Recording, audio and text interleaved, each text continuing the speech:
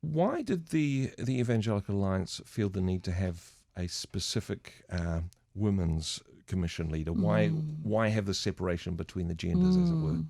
It's an interesting question because we did a big review last year and that was a big question we asked. Do we need to have a women's commission? And if we do have one, is there a danger that you just sort of sideline women over there into that little commission whilst the rest of the work of the WEA goes on regardless? But I think the decision was made that sometimes you do need to have special attention to a group. So, young people in church get special attention because they need it.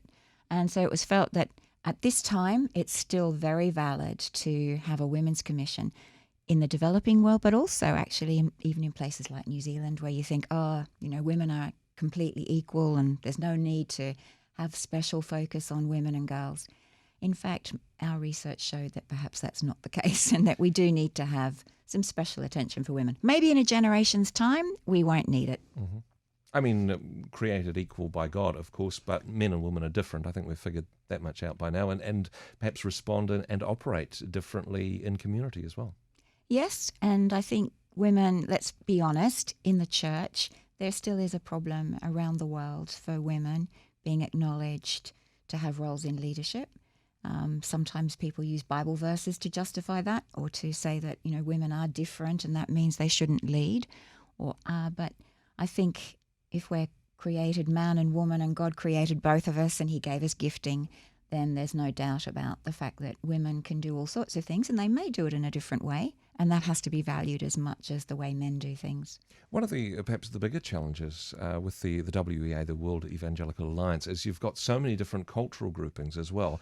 And I mean, you mentioned there that there's various interpretations of Bible verses, and also within various cultures, the role of women will be different. How do you take your role, I suppose, and span those different cultural interpretations?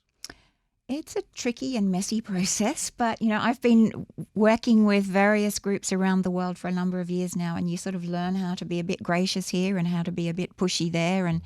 And wherever I go, women know whether they're being listened to. Women know whether they have, whether they're being respected. And sometimes it's as much, as little as that. They want their husbands to respect them. They want their husbands to care for them in the church. They want to be listened to. They want issues of family or children or women's health or violence against women. There are so many issues that they feel aren't being addressed. And even though it may look different in many different contexts, and you think, they have nothing in common.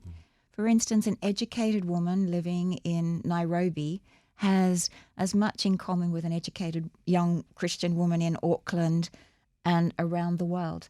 Very similar issues about work, respect, will I get married, what sort of husband do I want, family issues. It's amazing how similar the issues are actually.